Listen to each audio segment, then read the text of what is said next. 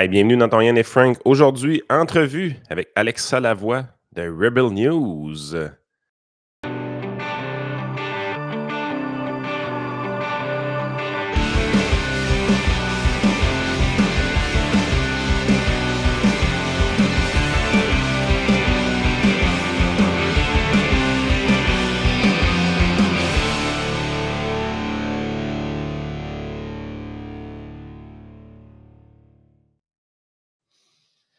Yes, oh, Joey qui apparaît live, là. J'étais comme j'étais surpris. Oui, tu m'as surpris. J'étais pas préparé. Ouais, t'avais un petit message avant de commencer, une petite plug pour Génération Ambition. C'est ça, petite plug rapide juste avant de faire rentrer Alexa. C'est ça, Génération Ambition, on organise notre premier événement dimanche dans la région de Québec à Lévis. Je partage ça à l'écran. Grand rassemblement festif, billard et politique. Ça se passe à Lévis, sur Guillaume Couture, proche de Lauson, en fait. C'est à côté de chez nous, ça. C'est la boule. Ouais, la boule, exactement ça. Fait que c'est de 14h à 20h ce dimanche, le 30 juin prochain. Je vais y être et on souhaite vraiment avoir du monde. C'est sûr que c'est majoritairement, on vise les jeunes, bien évidemment, mais c'est sûr que, regarde, quelques jeunes et moins jeunes qui vont être présents aussi, ça fait toujours plaisir. Fait que c'est peu l'événement que je pourrais dire qu'on se rentre l'orteil dans l'eau pour voir si l'eau est chaude ou pas. Ça va dépendre de la quantité de monde qu'on va avoir, mais regarde, même si on est juste 5, on va avoir du fun autour d'une table de billard, ça va finir comme ça. Fait que premier événement de Génération Ambition. Qu'est-ce que tu fais si vous êtes 200? Là? Écoute, on va aller, je sais pas, il n'y a pas il n'y a pas l'aréna à côté, au bord de la rue? L'aréna, ouais, ça va finir. Définitivement. Sinon, à Québec, on a pensé à tout, Yann. Sinon, à Québec, il y a une coupe d'aréna vide. Vous pouvez utiliser ça. C'est ça. Fait que c'est ouvert à tous, comme je vous dis, c'est ça. Il n'y a, pas de frais, c'est gratuit. Comme je vous dis, c'est la première fois qu'on l'essaye. Fait que on s'améliore à temps si peu. Fait que venez nous rejoindre pour ceux qui s'intéressent. Je lance ça pour les abonnés de Yann et Frank, puis pour les jeunes politisés de toute la région de Québec et d'ailleurs qui seraient assez craqués pour venir nous voir. Fait que c'est pas mal ça. Yes, parfait. Donc, on fait rentrer notre invité. Salut Alexa. Salut! Yes, écoute, bien content que tu sois là aujourd'hui parce que tu as. Bon, là, les gens qui ne te connaissent pas, je ne sais pas si je dois absolument te présenter. Là, je pense que tout le monde dans l'environnement, c'est t'es qui. Bon, tu fais beaucoup de travail de terrain pour Rebel News, bon, dans la division franco, mais tu fais aussi du contenu en anglais, là, pas mal quand même. Fait que, tu sais, les gens peuvent te voir. Puis, ce qui s'est passé, bon, dans les derniers jours, c'est pour ça qu'on t'invite, c'est qu'il y a une vidéo. Ben, en fait, tu as rendu public une vidéo. Elle est rendue à 775 000 vues sur ton compte Twitter. C'est quand même beaucoup, là. En fait, c'est énorme, faut se le dire. Là. Moi, des fois, je suis comme, j'ai eu 23 000, ce tweet-là, il a bien pogné. C'est un bon succès. De temps en temps, je pense que cette année, j'avais pogné 80 000 parce que c'était ramassé en France aussi. J'étais comme, ça a vraiment bien marché, mais 775 000, c'est carrément un hit. Là. Peut-être pas pour des bonnes raisons, mais ça a fait le tour. Donc, dans le fond, peut-être juste nous expliquer le contexte, puis peut-être je ferais jouer un bout du vidéo avant. Donc, tu couvrais une manifestation à Montréal. Oui, bien en fait, au début, je n'étais pas supposée vraiment de couvrir la manifestation parce que, comme vous le savez, il y a à peu près 2 à 3 manifestations par semaine de personnes qui manifestent pour la Palestine. Donc, habituellement, je ne vais pas commencer à couvrir toutes ces manifestations-là. À un moment donné, c'est redondant, puis ça revient tout le temps au même. Mais ce qui s'est passé cette journée-là, c'est qu'un groupe de personnes, je pense que il y a quelques-uns là-dedans, c'est la gang de l'UQAM, qui ont décidé de mettre un campement au parc Square Victoria à Montréal. Okay. Et là, ils ont décidé d'occuper carrément le parc.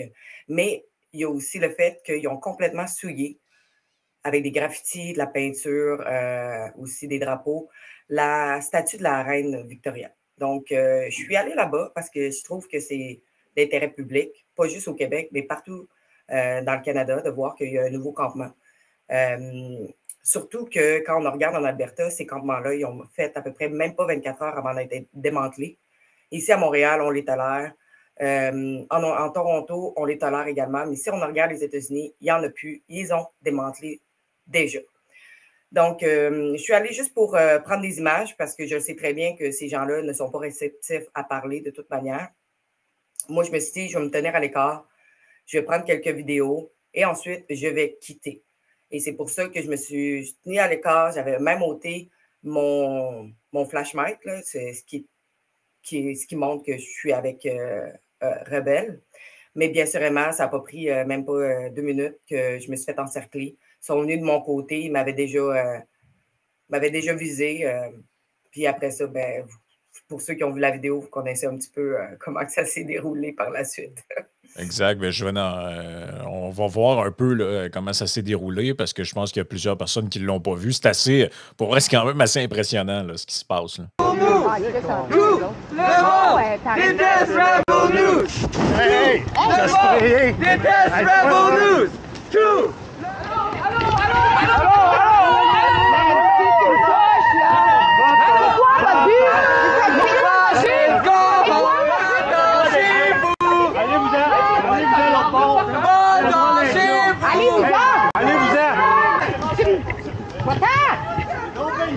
Hey, c'est une agression que tu fais. Touche pas, c'est une agression que tu fais.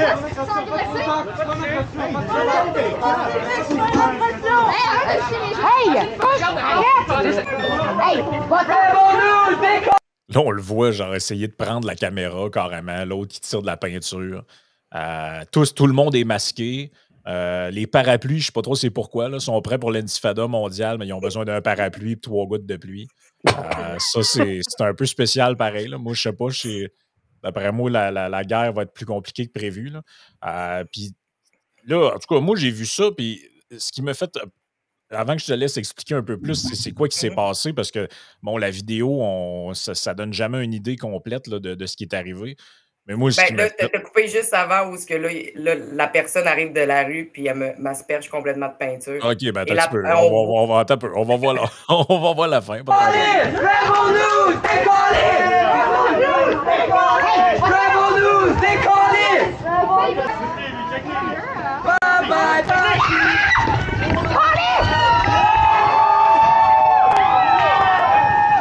Puis la police, ça fait rien!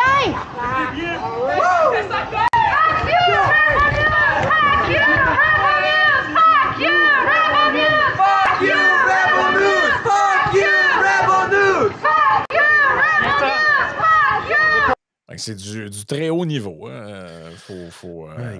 Mais j'avoue, ce qui est le plus surprenant là-dedans, c'est les policiers. Puis c'est ce qui m'a vraiment découragé dans cette vidéo-là, c'était ça. C'est à base, là, le comportement de ces gens-là, ce n'est plus une manifestation.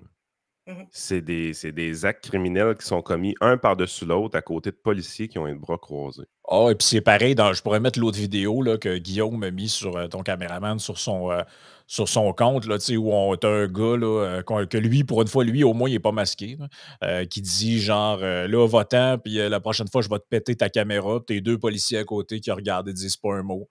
Pas des menaces. Le gars s'avance vers lui et dit hey, c'est des menaces que tu me fais, va-t'en. Puis là, les policiers ils se tournent vers Guillaume et disent arrête d'y parler. Là. Non, mais c'est quoi qui se passe avec la police à Montréal? Parce que, honnêtement, si c'était les policiers de Québec, ça n'aurait pas arrivé. Là. Je sais que les policiers de Québec n'auraient pas laissé faire ça. Puis en fait, je sais que les manifestations n'auraient pas agi comme ça non plus à Québec. Qu'est-ce qui s'est passé avec les policiers à Montréal, pour vrai? Ils ont eu l'ordre de ne pas interagir, de ne pas intervenir. Juste quand ils ont commencé à mettre le camp, là, je pense que c'était CTV qui était là sur les lieux qu'eux ont pu filmer. Mais il n'y a pas personne qui a intervenu là, pour les stopper là, en train de mettre des tentes et tout ça. Là. La police était là, là. Pourquoi la police était là? Parce qu'au début, c'était une manifestation qui prenait place. Et il y a un groupe qui est sorti de la manifestation pour mettre le campement. Donc, nécessairement, il y avait plusieurs policiers. Et là, les policiers se sont juste installés autour. Et ils ont regardé en train d'installer le campement puis d'occuper une place publique. Mais là, Alexandre, là, je me trompe pour moi puis Frank, on s'en va dans le parc où est-ce que ça s'est passé. On prend un petit cooler, on ouvre une bière, on commence à manger des chips, on s'étale un peu, on boit 2-3 bières, on met 2-3 canettes à terre. Je me ramasse une amende, là. Oui. Ben, premièrement, pour de la bière, là, parce que moi, j'ai visité le campement pour les sans-abri, puis la police, on m'a confirmé par des gens qui étaient là-bas qu'ils ont reçu des tickets pour la bière qu'ils étaient en train de boire quand ces gens-là, ils n'ont pas une scène dans leur poche. Puis, en plus de ça, ils sont en train de parler de démanteler le campement pour le relocaliser ailleurs. C'est vraiment triste parce que, justement, là, on a 2 poids, 2 mesures. Puis, moi, je me rappelle, il y avait eu un sit-in que dans le temps là, de la COVID, il y avait eu un sit-in en face du Parlement du Québec. Eux avaient été démantelés. Eux, ça n'avait pas pris tant de temps que ça, qu'une couple de jours, puis ils étaient venus avec le camion, puis ils avaient tout mis dans un camion poubelle, puis ils étaient partis.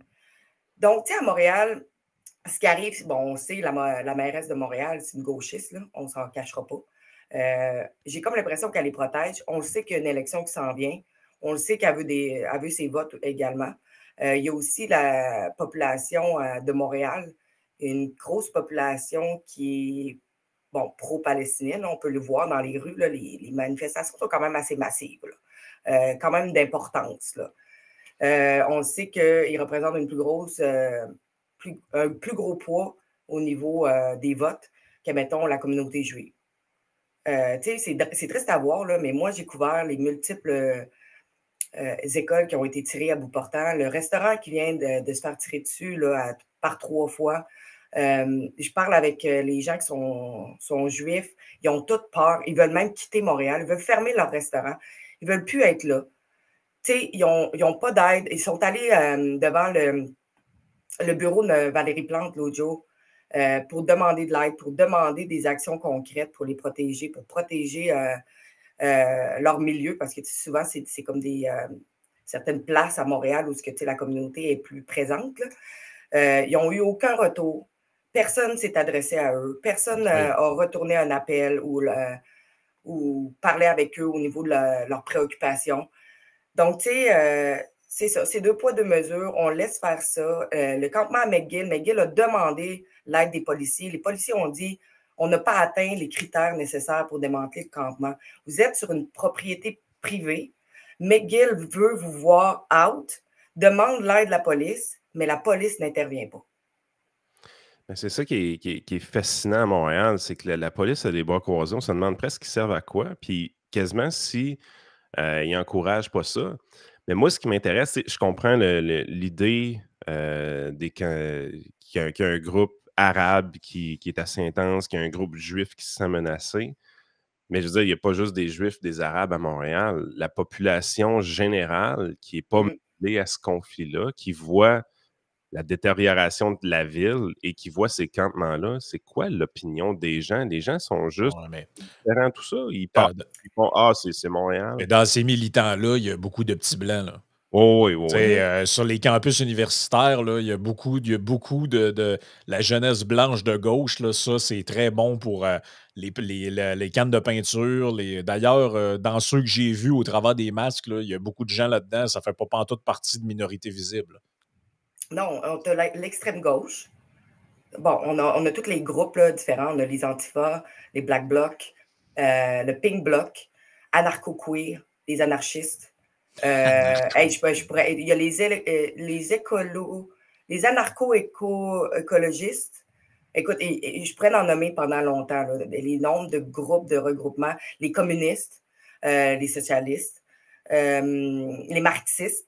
Fait que c'est tous des groupements de personnes qui, justement, ils se pensent révolutionnaires et ils veulent là, changer le type de système gouvernemental qu'on a ici au Canada. Mais il y a aussi, on a aussi les radicaux islamiques. Eux autres, c'est quand même des gens qui se rapprochent un peu. C'est des gens qui sont contre l'Occident. C'est des gens qui n'aiment pas le système dans lequel on vit. Qui sont anti-establishment. C'est des gens qui se retrouvent quand même d'une certaine manière dans certaines choses, mais qui sont à l'opposé sur d'autres affaires. Mettons, tout ce qui est LGBT, je ne pense pas qu'ils sont très alignés sur la même vision, mais ils sont capables quand même de mettre leurs différents côtés pour une cause. Parce que, on va se dire, là, les groupes d'extrême gauche, là, ils utilisent cette cause-là pour grossir leur agenda parce qu'ils savent très bien qu'ils vont avoir plus d'alliés. Oui. Et là, c'est que le mouvement grossit, les gens sont masqués, les gens brisent la loi, les gens commettent des voies de fait, les gens font des graffitis, du vandalisme. Et sont où les gens qui sont punis là-dedans? Parce que quand on te voit être attaqué par la personne qui te peinture carrément, tu regardes la grosseur de la canne de peinture qu'ils ont amenée, c'est qu'il y a une planification d'un derrière ça. Et deuxièmement, je veux dire, là, ça s'est ramassé sur toi, cette peinture-là, mais la quantité de peinture qu'il y a là-dedans, là, je m'excuse, mais il y avait de quoi de planifier qui était assez gros. Là. C'est la même peinture qu'ils ont utilisée pour la statue de la reine, premièrement. Et bon, si moi, j'ai assisté à l'injonction là, de l'UQAM. Puis, tu sais, quand il mentionnait les dangers, les risques, même le juge a ouvert en disant ce n'est pas un campement paisible. On va commencer comme ça. Là. Quand vous dites que vous avez des cannes avec du pétrole, vous avez des morceaux d'asphalte, il y a des clôtures qui ont été volées à des entrepreneurs à Montréal. Vous avez caché les caméras de surveillance. Vous avez mis des sacs de vidange puis des vestes, des genres de draps sur les portes. Vous avez bloqué les accès de secours. Vous passez de l'électricité par les fenêtres que vous prenez à McGill. OK, ils volaient l'électricité. Parce que c'est des campements de luxe. Eux autres ne sont pas capables de faire des campements de brousse. Là. Ça lui prend leur petite électricité pour le petit iPhone, là, ces petits Chris-là. Mais là, ils doivent être probablement en troupe parce que là, il n'y a pas vraiment d'électricité proche, je pense, au Square Victoria. Mais tu sais, en ce moment, je pense que j'ai un ami, là, Viva Fry, qui est allé au campement à McGill récemment, puis il a parlé avec 2 personnes qui gardent le campement, puis il était là. Mais ça, c'est des sans-abri, là. C'est pas des gens de McGill, là. C'est des sans-abri qui sont en train de garder l'entrée du campement parce que probablement, il n'y a pas personne dedans parce que les gens sont en vacances. Fait que là, ils utilisent les sans-abri parce qu'eux autres, ils ont de la nourriture dans ces campements-là, là. Fait que là, tu es en train de dire qu'autrement dit, démanteler ça, ce serait vraiment facile. Là. Ben là, en ce moment, oui, là, parce que je pense pas qu'il y a tellement de monde qui sont en train de garder le campement. Je pense que c'est une poignée de personnes qui est juste là en train de surveiller. Puis, tu sais, au début, ça avait été créé avec Montréal for Palestine. Puis là, eux autres se sont rétractés de ces campements-là. Pour vrai? Parce qu'ils disent qu'il y a des gens dans le campement qui s'approprient la mouvance de ces campements-là, puis que, dans le fond, puisqu'ils ne respectent pas ou ils font comme à leur tête sur certaines choses, ils se sont rétractés. Mais écoute, Alexa, j'ai une bonne question pour toi. Moi, je suis dans mon confort de bungalow lévisien, à m'occuper de ma famille puis tout ça. Je suis tellement loin de ça. Toi, tu as le nez d'en face avec eux autres. Mais moi, ma perception, là, c'est qu'on deal, peu importe les groupements qu'on nomme, là, on deal avec des enfants rois. On deal réellement avec des gens qui sont dans une classe aisée, qui vivent chez papa ou maman ou encore dans un condo payé par papa puis maman.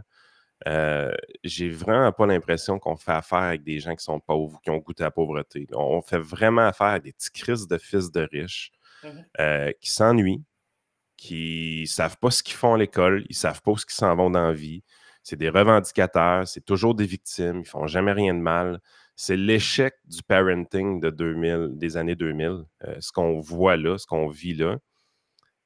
Puis on persévère dans cet échec-là. La raison pourquoi ils sont devenus comme ça, ces enfants-là, qui sont maintenant des adultes, c'est un manque de cadre autoritaire, un manque de ligne directrice tout au long de leur vie. Ils ont fait tout ce qu'ils voulaient. Ils avaient accès aux ressources parentales pour faire tout ce qu'ils voulaient. Ils ont végété dans le sous-sol de leurs parents toute leur vie. Et quand ils arrivent dans leur vie adulte, où est-ce que là, si tu traverses des limites, tu reçois des coups de bâton sur les doigts, ce qu'on se rend compte, c'est que les policiers les laissent faire, les autorités des écoles les laissent faire. À un moment donné, ces petits Chris-là, ils n'apprendront jamais. Là. Fait qu'on est vraiment dans une situation où est-ce que ce qu'on vivait en 2012 avec le printemps érable et tout ça, c'était de la petite bière finalement. Ce qu'on a laissé dégénérer en 12 ans, c'est une catastrophe. Là. On trouvait que Gabriel Nadeau-Dubois était un jeune parvenu de la société aisée qui revendiquait, on ne savait pas trop pourquoi, mais qui était juste un petit Christ d'enfant roi. Mais aujourd'hui, on a fait ça x3, x4. Oui, mais tu sais, avant que tu répondes, Alexa, moi, je pense que pour faire le parallèle avec ce que tu dis là, puis 2012, moi, je pense que la police de Montréal, il y a encore beaucoup de gens qui sont PTSD de matricule 728. Là. Non, ils veulent pas être le prochain. Ben non, ils veulent pas être le prochain. Ils ont ruiné sa carrière. Tu sais, pour une vidéo où on l'entendait dire « Hey, mon gratteux de guitare, viens ici », puis tout ça. Il avait raison, hein, rien qu'un peu. Ouais, mais on s'entend. Imagine, ça, c'était en 2012. Imagine aujourd'hui, tout le monde a un téléphone. Tu sais, 2012, il y avait moins, c'était moins qu'aujourd'hui. C'était moins dans l'instant. C'était encore moins filmé, puis tout ça. Aujourd'hui, cette personne-là, sa carrière est ruinée. Fait rire d'elle jusqu'à la fin des temps, suspendue par la police, tout ça. Tu veux pas. Moi, je pense que c'est ça. Moi, je pense que les policiers de Montréal, il y en a qui sont terrorisés de. Ben, moi, je pense qu'il y a un appétit pour ça, ben, Frank. Moi, je veux plus de 728 là, à un moment donné. Là. Ouais, on peut-tu la réengager puis que ce soit elle qui forme les nouveaux policiers? On peut-tu l'envoyer démanteler le camp? Il y a aussi qu'apparemment, la SPVM récemment a quand même fait face à une poursuite pour abus de pouvoir, je pense. C'est ce qu'on m'avait rapporté. Bon, il faudrait que je creuse un petit peu plus là-dedans, mais à ce qui paraît, c'était quand même une grosse poursuite. Est-ce que c'est parce que là, en ce moment, ils font attention à tous les gestes et tout ce qu'ils font en ce moment? Ben, ils n'ont clairement pas l'appui du politique de leur côté, on s'entend. Non, c'est clair que non. L'appui du politique, je ne suis pas si sûre que ça. Moi j'ai vraiment l'impression que Valérie Plante, elle ne veut pas qu'elle agisse, là. Non, c'est ça que je veux dire, mais si, mettons, ils voulaient démanteler, s'ils voulaient agir... Non, c'est ça. S'ils voulaient, mettons, se rappeler qu'ils sont des policiers, j'ai l'impression qu'il n'y aurait absolument aucun appui du politique de leur côté. Il y en a qui sortiennent. Je connais des policiers, là, puis ça leur ferait bien plaisir de nettoyer à souhait cochon. Mais je pense qu'ils sentent qu'ils n'ont pas d'appui. Ils sentent que... Puis savez-vous quoi? S'il faut qu'il y en arrête un, que ce soit filmé, puis qu'on s'aperçoit que la personne, finalement, c'est une minorité visible, première affaire qu'on dira, regarde, c'était du profilage racial, on sait bien, la police, regardez, ils sont encore en train d'arrêter quelqu'un, tu le vois bien, qui est noir ou arabo-musulman. C'est de même, ça va finir, là. Ouais. Les policiers sont terrorisés d'agir parce que systématiquement, ça va être vu comme brutalité policière, c'est pour ça que pendant le convoi, ça ne les dérangeait pas, parce que c'était essentiellement des Canadiens. Puis en plus, vu qu'ils sont de droite, ben, on pouvait les brasser. Puis arriver avec la cavalerie montée, puis tout ça, parce que le public était d'accord avec ça pour une partie, puis le politique était derrière ça. Personne s'est offusqué de ça. Mais là, on le sait ce qui arriverait. Là. Puis là, tout à l'heure, tu parlais de 2 poids, 2 mesures. Là. Là, c'est arrivé à Yves Poirier aussi, cette affaire-là, de TVA. Donc là, on a vu sa publication. J'étais là. Mais qu'est-ce qu'on a vu aussi? Ah, tout d'un coup, là, la mairesse Plante est sortie. Ce geste d'intimidation commis envers un journaliste est inacceptable. Le droit de manifester ne doit pas s'exercer au détriment de la liberté de presse et du droit à l'information. Et là, toi... journaliste. C'est ça. Toi, t'étais là et t'as exprimé ton soutien à Yves Poirier. Ben, je pense que tu l'as fait par message aussi. Je l'ai vu passer sur ton compte Twitter. Par contre, la mairesse Plante, elle ne te mentionne pas. Yves Poirier non plus ne te mentionne pas comme aucun autre média. Apparemment, il m'a mentionné en ligne. Il m'a mentionné durant LCN. Je pense qu'il faisait un update. Puis apparemment, il m'aurait mentionné en plein milieu de l'après-midi lorsqu'il expliquait justement qu'il s'avait fait agresser. Honnêtement, soyons honnêtes, Yves Poirier a des méthodes très musclées pour faire son journalisme. Puis quand on te regarde faire dans tes vidéos, Alexandre, tu es beaucoup plus passif que lui. Tu es beaucoup plus pacifique que Yves Poirier. Lui, il peut être réellement agressant dans son journalisme. Puis il connaît les limites et il marche constamment sur la limite. Toi, tu n'as pas besoin de te rendre à la limite pour te faire agresser. Tu as juste besoin d'être là.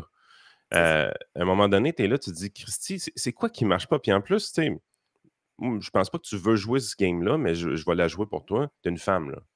À un moment donné, moi, de l'inconfort que j'ai de voir autant d'hommes sauter sur une fille comme ça, masqué. Chris, que j'ai le goût de donner un point d'en face à quelqu'un dans ce temps-là. Là. Je veux dire, ça fonctionne pas, cette affaire-là. Puis, tu sais, je veux dire, à un moment donné, est où la classe? Puis, je veux pas excuser ce qui arrive à Yves Poirier, mais il me semble que de le faire envers une femme, c'est encore pire. Puis, tout le monde fait comme si c'était jamais arrivé, cette histoire-là. Je veux dire, oui, Yves Poirier, ça est arrivé, puis oui, il y a eu une vidéo un peu virale sur le web, mais je veux dire, tout le monde fait comme si la vidéo d'Alexa Lavoie n'était pas arrivée. Tu sais, c'est comme si, en fin de semaine, là, Octois, là, c'est pas arrivé. Tassez-vous, il n'y a rien à voir. Là, on a une vidéo qui est très populaire au Canada. Au Québec, ça arrive, ça se passe ici. C'est une femme qui se fait agresser par des militants masculins ultra agressifs. Puis le politique et les instances gouvernementales font comme si c'était jamais arrivé. Moi, ça me lève le cœur. Je suis pas capable de voir ça. Ouais. Mais qu'est-ce que tu réponds aux gens pour faire du millage là-dessus? Qu'est-ce que tu réponds aux gens? Parce qu'il y en avait. Beaucoup de gens ont été sympathiques et écrivaient des messages positifs là, à ton égard, mais il y a quand même une minorité de gens haineux. Là, qu'en gros, eux autres, c'est. Elle fait exprès. Elle fait exprès de faire ça. Puis tu sais, dans le fond, elle avait juste à pas y provoquer. Moi, ça avait juste à pas y provoquer. Qui m'a carrément écrit ça. Puis j'ai écrit si le fait d'être présente et d'être à l'écart et d'observer la situation et de la provocation, eh bien, je ne sais plus quoi faire en tant que journaliste pour faire mon travail parce que j'ai aucunement engagé la conversation.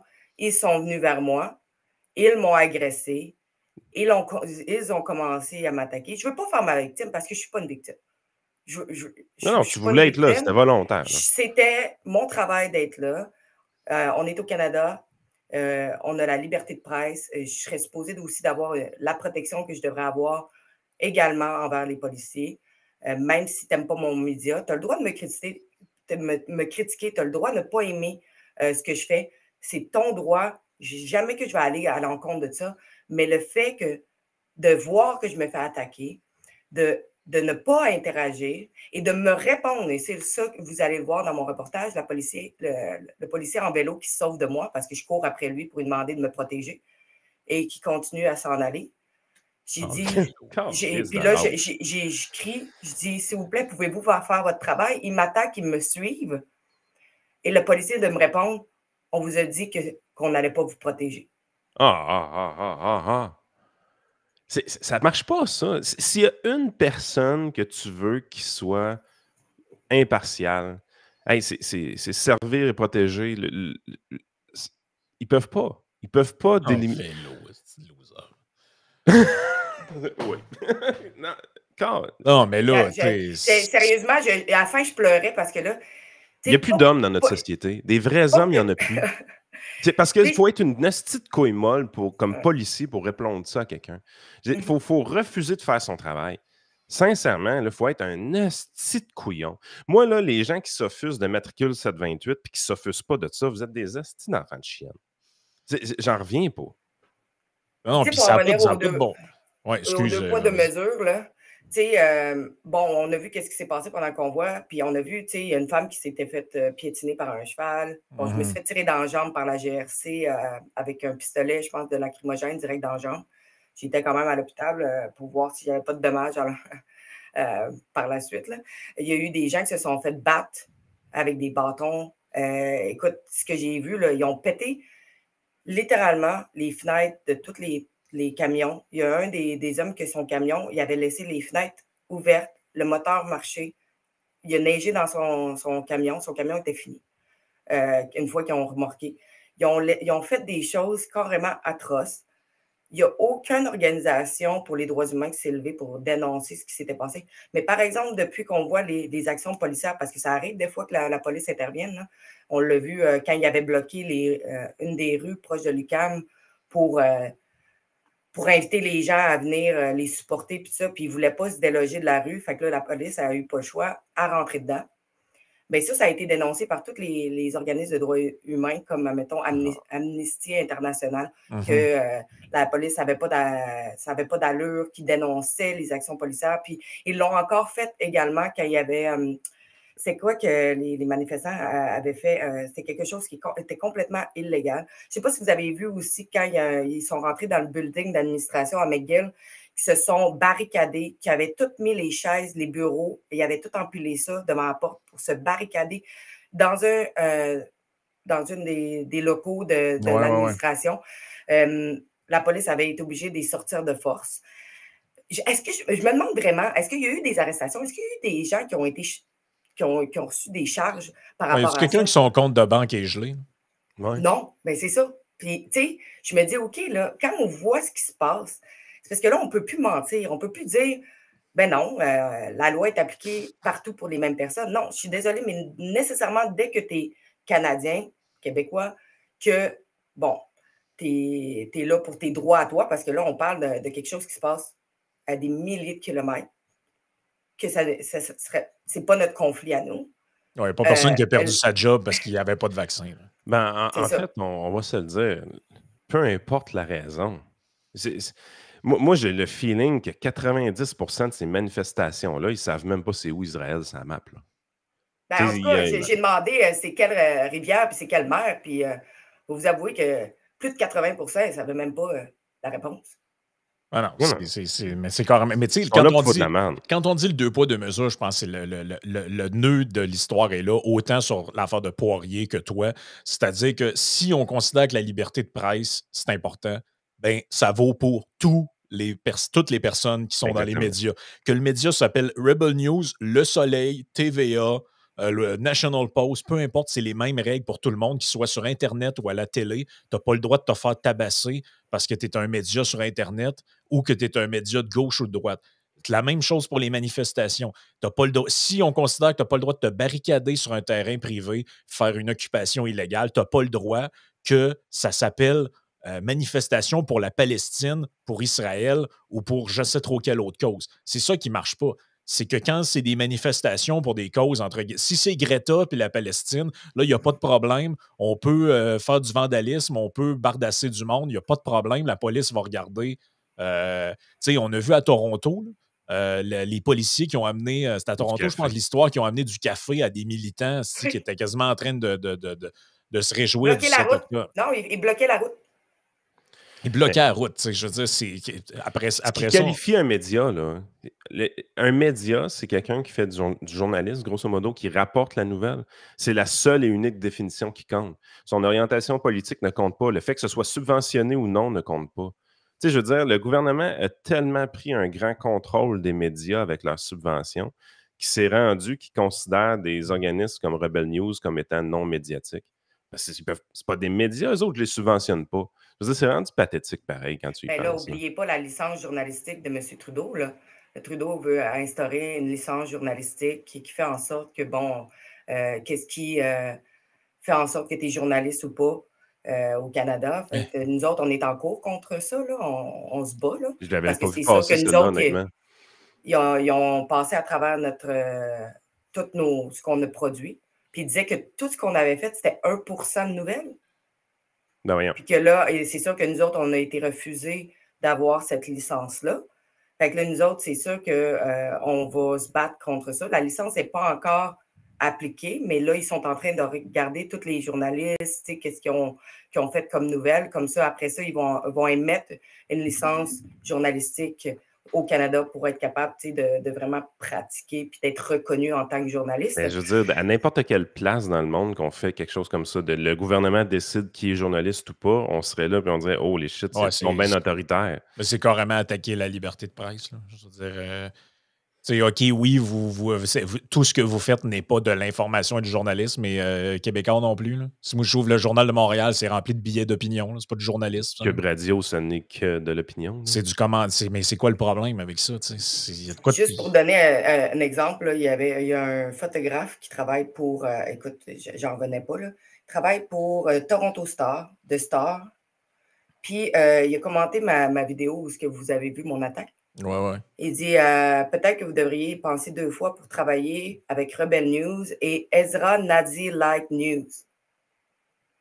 Hein? Mon boss qui est juif, il l'a traité de nazi. et le gars, il travaille pour un média, là, Toronto Star.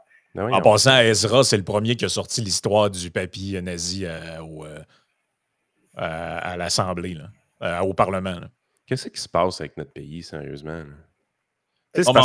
Si c'était juste Valérie Plante, je me dirais, OK, Montréal, shithole, s'il fait juste arrêter d'aller là, puis c'est tout. Mais là, c'est plus que ça. Là. Ça part d'en haut. Là. À un moment donné, qu'est-ce qui s'est passé avec le Canada? Oui, mais ça revient à ce que je t'ai dit l'autre fois, Yann. Pour plusieurs gens de gauche, là, leur principe ne vaut que pour eux-mêmes. Ouais. Leurs principes, tous les beaux principes qu'ils ont, c'est pour eux-mêmes. Les LGBT, c'est important. Éric Duhem, c'est pas un vrai gay. Lui, on peut l'écœurer. Faut protéger les femmes puis contre le masculinisme toxique. Il y a 5-6 gars encagoulés qui attaquent une femme. Ah, ça, il n'y a pas de problème. Elle a couru après. Elle courait après. T'as bien qu'à pas être là, toi? Ils t'ont dit qu'ils ne voulaient pas te voir. Fait que va-t'en, sinon on t'agresse. OK, parfait. Belle vision.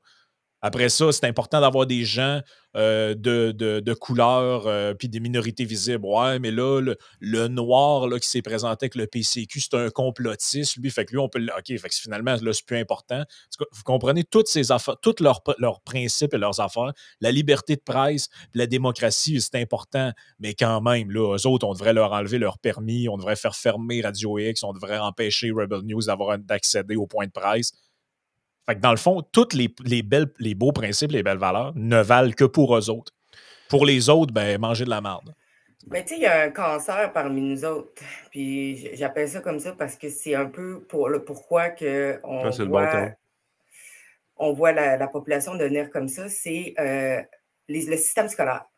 Moi, c'est pas la première fois que je vais dans l'approche soit d'un collège à Montréal ou d'autres places. Puis on rentre là-dedans, là.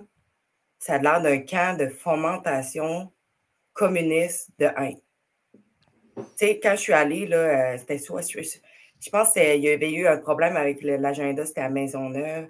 Il y avait eu aussi un autre problème avec l'agenda, puis c'était le collège du Vieux-Montréal. Ouais. Le collège du Vieux-Montréal, là, ça avait l'air d'un collège d'Antifa. Tu sais, sérieusement, je me sentais quasiment mal pour les gens qui sont normaux, qui fréquentent ce collège-là. Là, tu rentrais, puis tu sais, la vie étudiante, là. Puis tout est tapissé sur les murs de choses qui est reliées à communistes, socialistes, tout ce qui est l'anarchie. En plus de ça, je ne sais pas pourquoi ils mixent l'anarchie et le communisme parce que ça va passer en tout. Mais en tout cas, marxiste, tout ça. Puis tu sais, tu avais des FUCK du M, plein d'affaires comme ça. Puis j'étais comme, mais voyons en quel honneur l'école permet de mettre des messages de haine, tapisser ça à travers l'école. Puis ça, c'est supposé d'être correct. Mais tu sais, à un moment donné, le système scolaire est en train aussi de prendre une position au niveau politique, puis d'endoctriner un peu les enfants pour quasiment prendre position sur le socialisme et le communisme. Et je suis désolée, mais le système scolaire doit avoir peut-être une entité externe plus haut qui est capable de vérifier ce qui est présenté aux enfants avant de...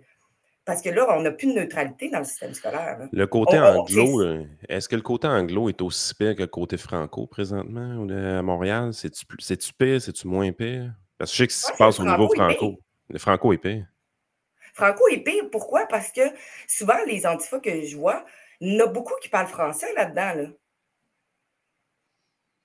Tu sais, les marches anticapitalistes, là, qu'ils brisent toutes les vitrines, puis ils lancent des roches aux policiers, puis ça, il ne doit pas y en avoir tant que ça qui se font arrêter, premièrement, aussi. Mais ça arrive à Montréal, souvent, ben, c'est encore là, c'est des petits blancs, des gens qui sortent de l'école, qui sont à l'université. Puis tu sais, tu te dis, si des gens sont radicaux comme ça, puis qui sont quand même éduqués, c'est parce qu'à quelque part, ça part de quelque Ils sont endoctrinés. Hein. Puis, tu sais, on a un petit centre d'études sur la radicalisation au Québec, puis ils ne nous parlent jamais de ces groupes-là. Non, eux autres, ils parlent de. Droite. Ah oui, eux autres, c'est l'extrême droite, matin, midi, soir. Ça a l'air Rebel News est souvent nommé là-dedans, justement. Là, là tu te dis, ça va, les amis? Et en plus, moi, avant d'être avec Rebelle, moi, j'étais un petit peu plus comme centre-gauche, peut-être plus militer pour la planète. J'ai déjà été très contre les pailles, là, je dois l'avouer, les sacs de plastique. T'as le droit. Mais tu sais, à la base, je suis biologiste. Moi, tout ce qui est à propos de la planète, je vais continuer à dire qu'il faut faire quand même attention, qu'il faut sensibiliser les gens, qu'il faut faire des actions concrètes au lieu des actions qui vont aller à l'encontre de vraiment les actions qu'on veut faire. Fait que, tu sais, à la base, je suis scientifique, je suis une personne qui est aussi très pour justement protéger qu'est-ce qu'on a. Mais tu as vu beaucoup à l'extérieur du pays, tu as fait du journalisme en dehors du Canada. Oui. Quand tu regardes ce qui se passe vraiment, là, Parce que tu as vu des places que ça brasse plus que ça dans le monde, là, on va se le dire. Là. On a l'air d'une gang de bébés gâtés. Là. Je veux dire, on n'a pas l'air d'agir comme des gens on est à l'aube d'une guerre civile. C'est pas ça qui se passe. C'est vraiment des conflits de bébés gâtés qui sont laissés à eux-mêmes. Là. Une grosse garderie. C'est ça, hein? Parce C'est que, regarde ça que je trouve l'armée qu'on pathétique a. là-dedans. Là. Tu sais, l'armée qu'on a, je pense qu'il n'y a pas un pays vraiment qui doit craindre l'armée du Canada, on va se dire. Jusqu'à maintenant, ça fait un petit peu dur. Pas rien que ça, c'est de regarder aussi comment que, nos policiers vont pas aller enforcer la loi. Mais tu sais, quand tu regardes là, en France, là, ça prend pas de temps. Là. La police rentre dedans, là, à te clear ça. Puis c'est la même chose en Allemagne. Là. Ça prend pas de temps. Là.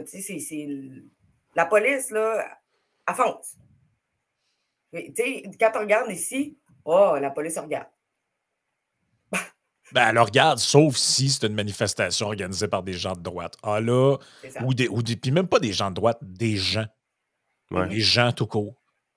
C'est ça qui est le plus fâchant, je pense, là-dedans. Mais écoute, Alexa, merci d'avoir raconté l'histoire puis un peu le climat qu'il y a là-bas. Toi, tu es sur le terrain. Nous autres, on fait autre chose. Fait que c'est intéressant d'avoir ta couverture de ça. D'ailleurs, on voit pratiquement rien. Je regardais, quand j'ai vu justement qu'Yves Poirier était là, je regardais ses réseaux sociaux. Il met des vidéos de 3 secondes sur des affaires qu'il a filmées. Vous autres, vous allez... d'ailleurs, c'est ça, peut-être en terminant, vous allez sortir là, une vidéo aujourd'hui où on voit plus en détail ce qui s'est passé. Là. Fait que, on invite les gens là, à suivre. Ils peuvent te suivre sur ton compte Twitter, mais si ils veulent suivre là, ce que vous faites là, le plus, c'est quoi la meilleure place? C'est YouTube? YouTube, j'ai Rebelle News Québec. J'essaie de faire du contenu en français le plus possible pour les Québécois, sauf que, on voit que ça a l'air difficile pour des gens, des fois, d'aller sur YouTube. Là. Mais j'invite les gens à y aller parce que je le fais expressément pour les Québécois. Je trouve que des fois, c'est important. J'essaie de le traduire le plus possible parce que je sais qu'il y a des gens qui ne parlent pas en anglais. Puis je sais c'est quoi de ne pas parler anglais parce que j'ai commencé à apprendre à 26 ans. Puis je sais que c'est dur. On a Rebelle News Québec. Québec, Rebelle News... Rebelle News, là, le site principal. Là. C'est sûr qu'on a Rumble, on a YouTube. Moi, je vais sur Twitter parce que malheureusement, j'avais une page Facebook, mais ma page Facebook a été censurée due à une vidéo d'une interview que j'avais fait. Et Facebook n'a pas aimé ce que la personne disait. Et donc, ma page a été complètement mise en danger. Elle n'est plus montrable. Dans le fond, mon algorithme ne montre plus mon contenu à personne. Et là, ça va faire bientôt 1 an. J'espère qu'après 1 an, ils vont me lâcher tranquille. Là. Mais je trouve ça vraiment déplorable qu'est-ce qui se passe avec Meta. Surtout Instagram, je dois vérifier tout ce que je publie. Et mais c'est ça, par rapport à ce que vous dites des médias, nous, on laisse la parole aux gens, on les laisse s'exprimer. On ne montre pas juste un extrait de 5 secondes là, de ce que nous, on veut montrer. Fait que c'est ça, ce qui va sortir. J'ai une entrevue aussi avec quelqu'un de la France qui nous explique qu'est-ce qui se passe là-bas avec les élections, en français et en anglais. Donc, je vous invite à aller vérifier oui, c'est ça. de temps en temps. Puis merci, parce que je sais c'est quoi essayer de faire du contenu en ligne. C'est pas toujours facile, mais tu sais, il faut encourager surtout là, les gens qu'on connaît, puis partager, puis justement, là, aimer les vidéos et les partager, ça l'aide énormément. Absolument. Ben écoute, merci d'avoir été là. Nous, on s'en va du côté de Patreon. On va parler, chers auditeurs, de Eddie Van Roberge, qui récidive avec la traduction des boutons on-off de vos laveuses. Et on a, pour se faire plaisir, du Roxane la banane, sa nouvelle vidéo qui est sortie. Peux-tu commencer avec Roxane, s'il te plaît? C'est bon.